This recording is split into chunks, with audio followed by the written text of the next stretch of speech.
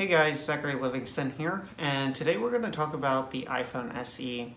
Now it's been a couple years since the iPhone SE. It launched shortly after the iPhone 6s, I believe. The iPhone SE had the iPhone 6s's processor, camera, and a lot of other really cool things.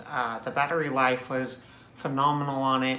It stayed with that iPhone 5s design, and now we're looking at a possibility of another one. Today we're going to explore some of these rumors that the iPhone SE will come out in WWDC. Some codes leaked.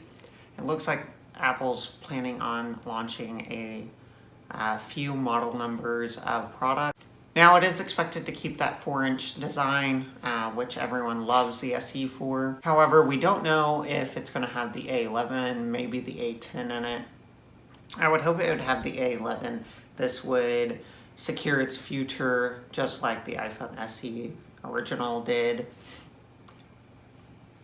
I would hope for a slightly better camera and an overall design change, still keeping a 4-inch display. Kind of having that flat design on the edges of the phone, however still maintaining a new refreshed look that the iPhone SE could possibly have. Now, that being said, I'm sure this phone is going to have an incredible battery. I'm sure it's going to have incredible speed.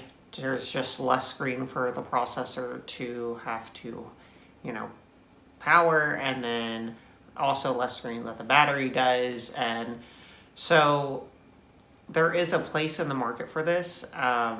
If you wanted to know my opinion, I think Apple should. I think this is a good way for them to continue moving forward and showing that they're not all about $1,000 phones. And I think if they can make a market for that $5,000, or if they can make a market for that $500 range, then it would be really good for them, even if they can possibly get it down to the $400 range. Now, there are a lot of rumors that this could have a notch, and what else?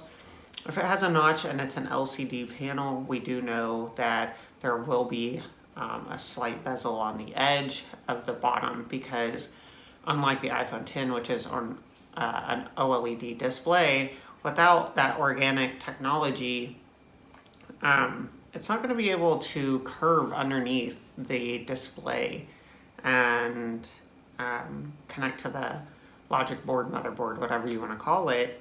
And so the only way they'd be able to do this is by getting a slight bezel on the edge, which would be fine, refreshing the look if they wanted to bring Face ID, but I don't honestly think they're going to do Face ID.